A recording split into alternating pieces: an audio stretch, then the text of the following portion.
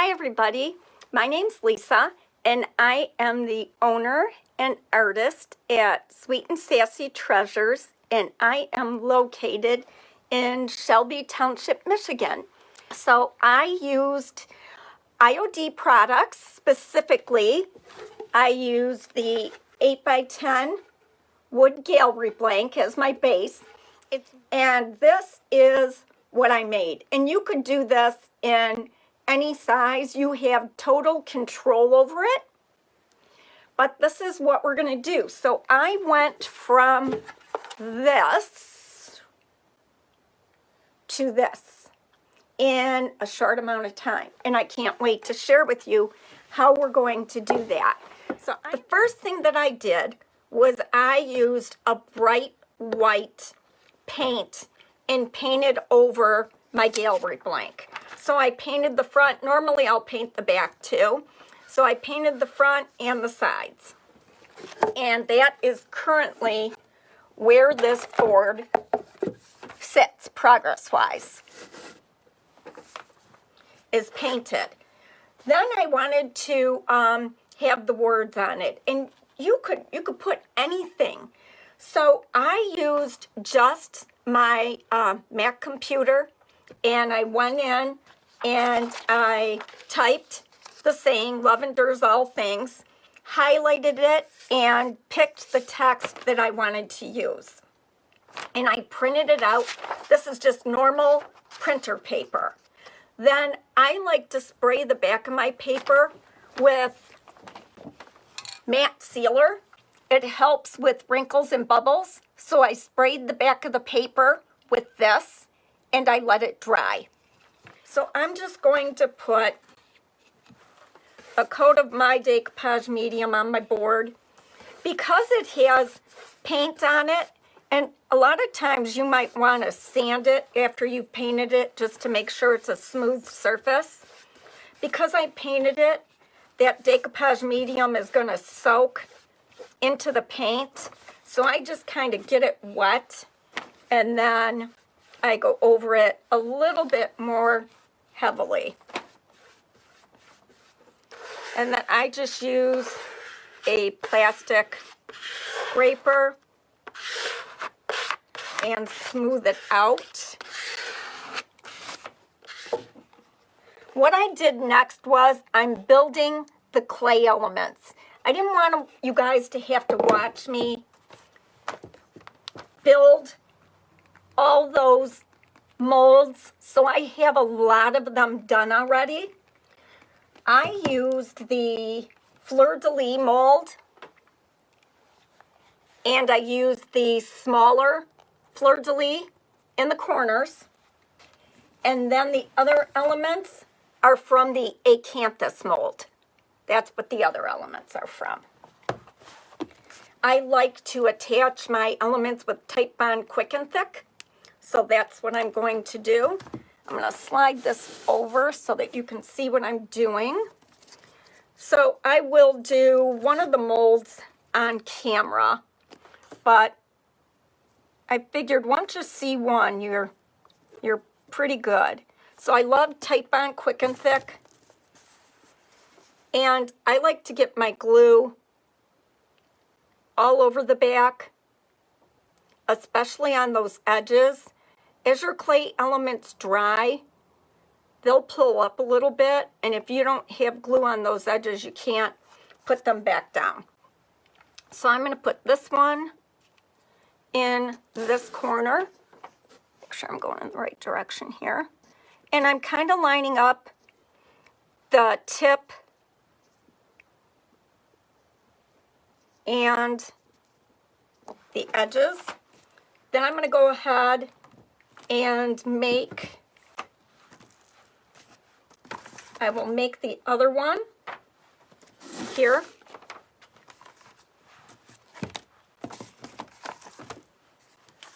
So I'm just going to use the smallest, that one right there. I'll use cornstarch with this fan brush. Just makes the clay pop right out.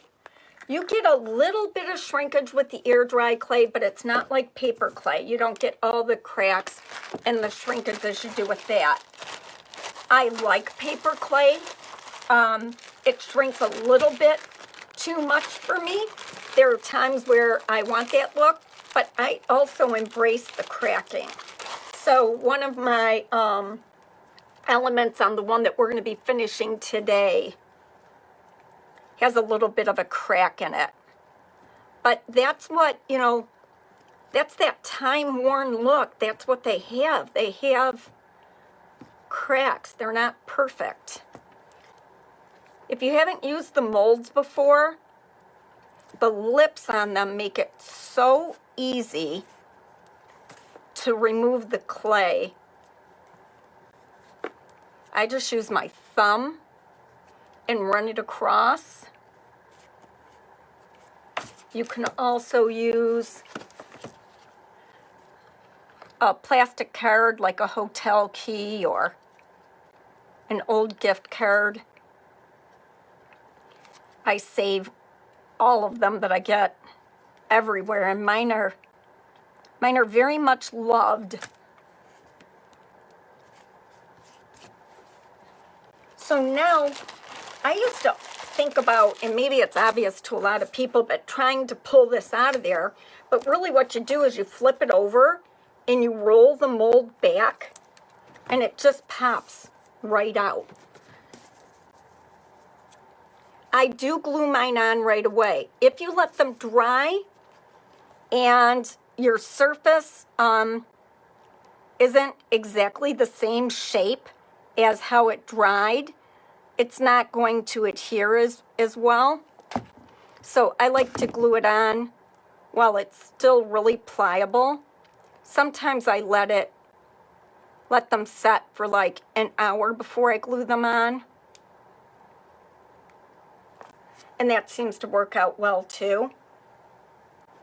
You can paint them while the clay's still wet.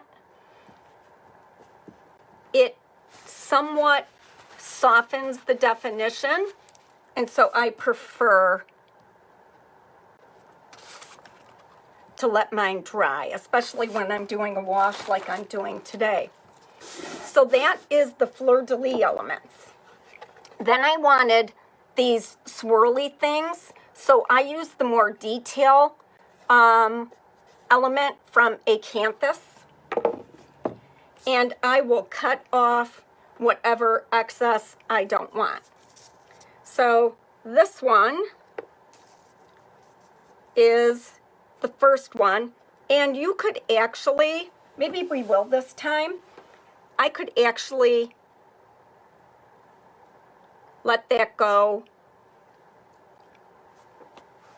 a little higher, and that might be fun to do.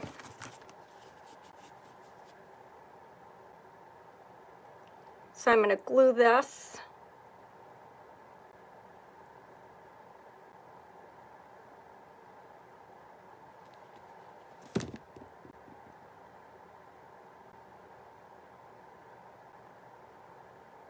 The type on Quick and Thick, it sets up really pretty quickly, which is really nice. I've also used a craft glue, which works out well too. So I'm just going to put that on there, and because it's not dry, I can kind of force it into whatever shape I want it to be. So then I'm going to just cut that edge. And cutting it like that makes it adhere to the edge. Now I'm going to want to do the same thing on the other side going in the opposite direction. I'm going to have this one go like this. So I'm going to take and put the glue on here. It took 4 of the Acanthus elements, so 2 of each direction. One faces right, one faces left, depending on what you think is the front, I guess.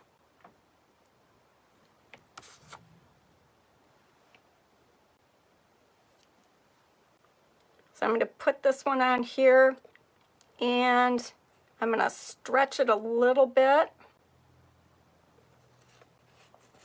I don't want to lose that curve. So now I'm going to cut that bottom off.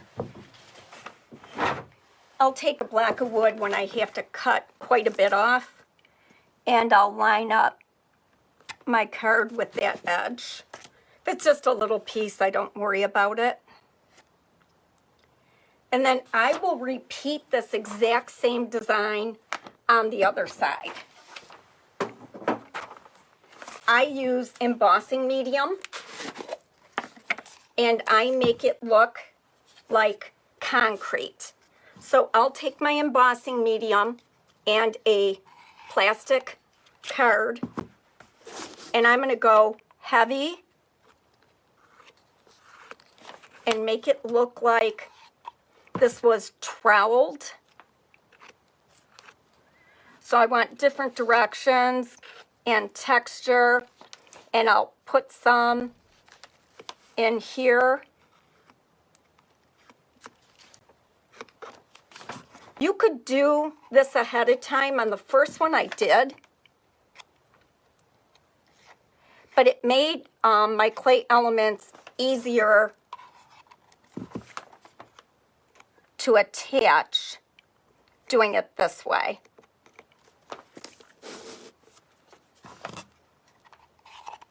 So I'm going pretty thick with it. Is it like wall plaster? This is paint couture embossing medium, and I've tried so many, and I love this. It's like, it's the consistency of it, but that would be very, very similar. So when I have that other element on here, I know where to stop. So I'm not going to do it really thick, but you do want it to look irregular. And that's going to really help finish the look. So again, I would put clay here, and since I don't have it, I'm going to go thinner. But you get the idea. And then I let that dry, and it has to dry. I would let this dry overnight. So you can see that I have all of that done on this one. I've got most of this prepped for the next steps. So I'm just going to use that bright white, and I've already painted most of it. So this is just getting a base coat over the clay, because I'm going to do a series of washes on it. And I want fairly decent coverage. The clay is going to be porous, so if I don't get a good coat of paint on it, the washes aren't going to do what I want to do. They're going to seep in and not pull back like I'd like. So I painted over everything, all the texture medium, all the clay,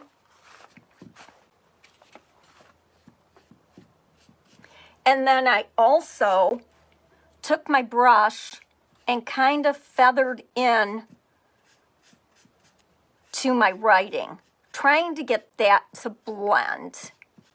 Now I've already got sealer on all of this, but that's how I would get everything to blend. And you can't tell the difference. Thanks, Suzanne. Thank you so much. So that's that step.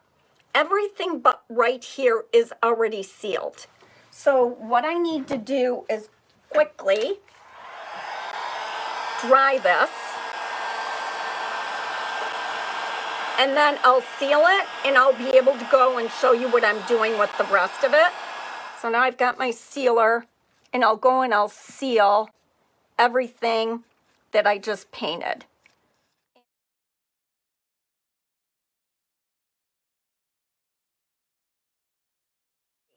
So I'm gonna speed this along just in case I hit it, but this would need adequate dry time. Thank you for that. You love it already. Thank you. So what I do to do a wash is I just put some of the paint on my plate, and then I just spray it with a ton of water, and I'll pull from that area. I'm running low on brushes here. Where am I? Here's one of my favorites. So I'll just pull from that area, you know, where it's more watered down. And I'm going to go over everything, even the writing. So this is a cream color. And I'm doing a wash. This is when you're going to start to see that texture show up.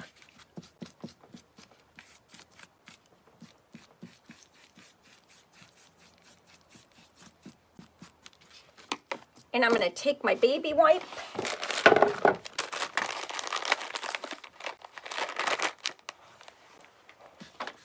and wipe back.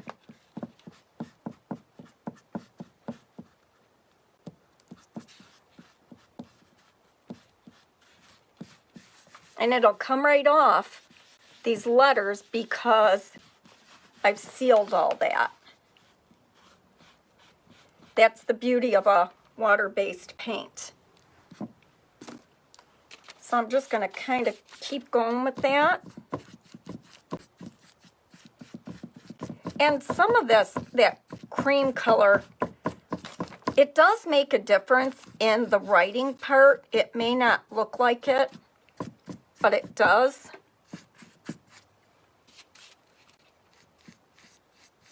Not sure what's going to happen over here because it has not had a ton of dry time.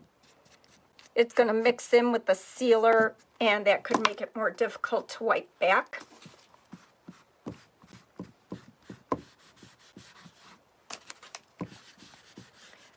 Because I did this yesterday and let it dry, I'm able to really wipe on here. If I were doing this on the one that I just made, the clay elements, it would get murky because the clay hasn't dried, and it just, you know, lightly disintegrates even though you can't really tell.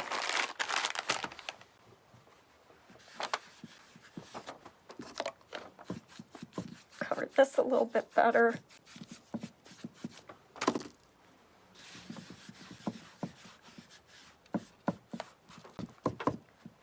So that is not pretty at all.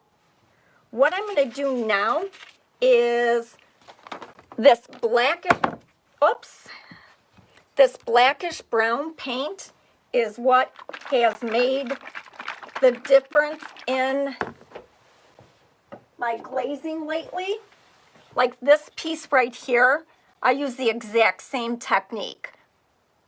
And it's the exact same thing. I did the white, I did the cream, and then this blackish brown color. And I get all that detail. This is that same texture background to make it look like a tile. Oops. So that's what I'm going to do now.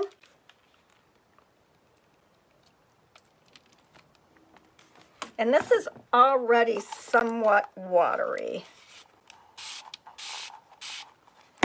I'm going to want to change my brush. Quite often I use the same brush, but I don't want any of that cream in this layer.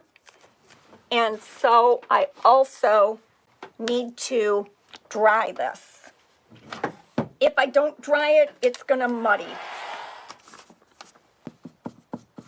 So now I just start covering. And I want to make sure that I tap it into all of those little low points.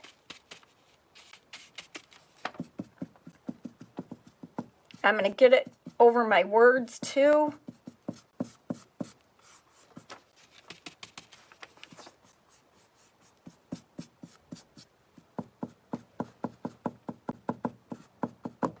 And I'm going to start wiping back so you can see what it's going to do.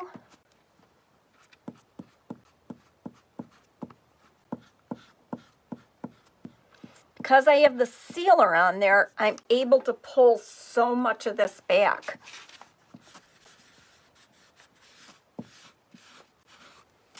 It's going to tint where my paper is a little bit. You do go through a lot of baby wipes. But see how I can just bring that right off? And now you're going to see how that embossing medium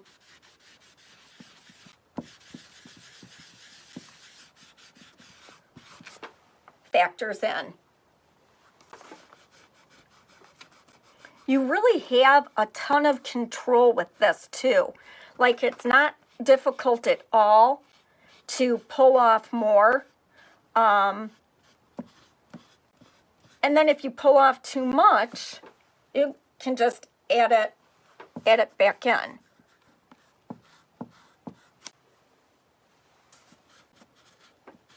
And there's texture in this area that's really going to pop. And I'll just pull this same wash onto my edges.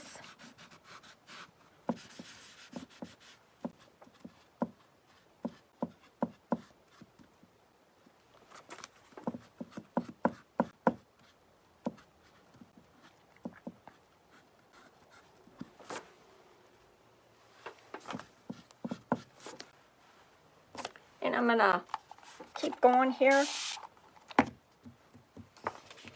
And I will continue to wipe quite a bit.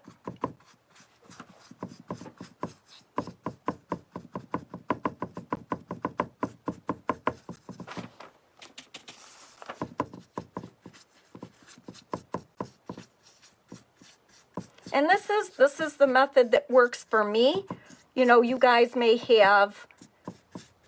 you may prefer to use waxes. Everything gives you a different look, though. That's the one thing I've learned. A glaze, you know, will go on differently than these washes do. I'm not going to worry about getting in there because it will pull through as I'm wiping back. Oh my God, Michelle, thank you. I was a high school math teacher in my career days. So I've been retired I retired and opened the store. So it's been like almost 4 years, maybe 5.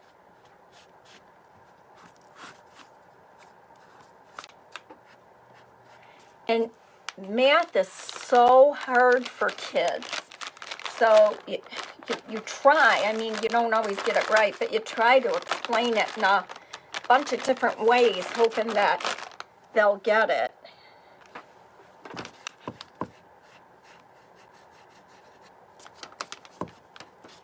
If I did not seal, this would be a muddy mess.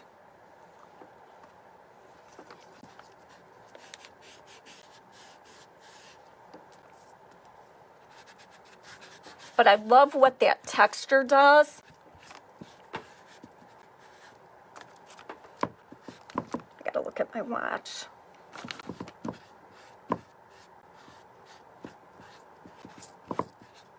This whole project, maybe, you know, if you don't count dry time, it was a couple of hours.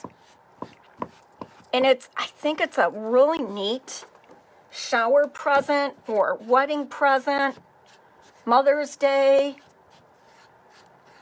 and it's not expensive. So I've got a lot of paint in this corner with this fleur-de-lis. So I'll just take an artist brush and wipe that out. A little antiquing is good. That was probably just a bit much.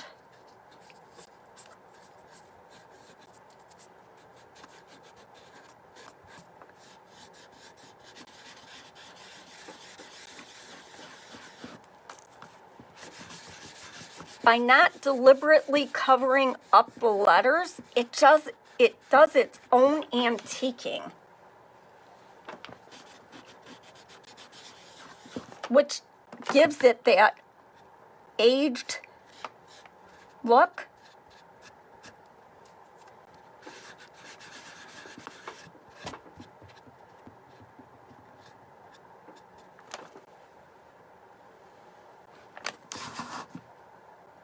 Sorry, it went up a little bit high.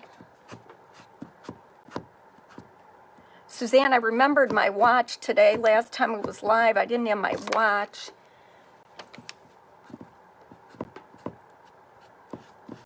Same thing with this one. I've got quite a bit of paint in there.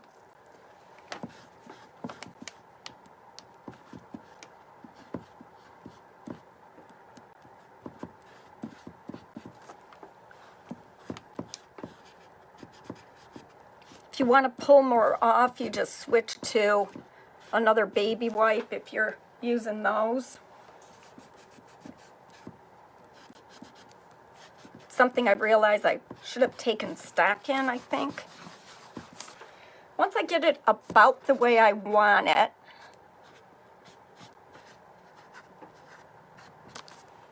it's one last go round. Thank you, Patty. So I'll go over that part first.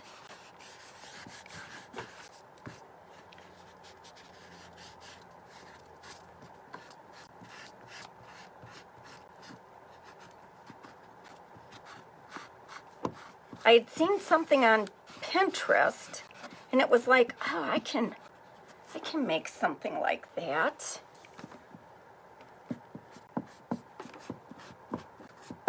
You want to make sure you get the edges. I'm not doing that on camera because of time. And when you seal this, it just really, really pops.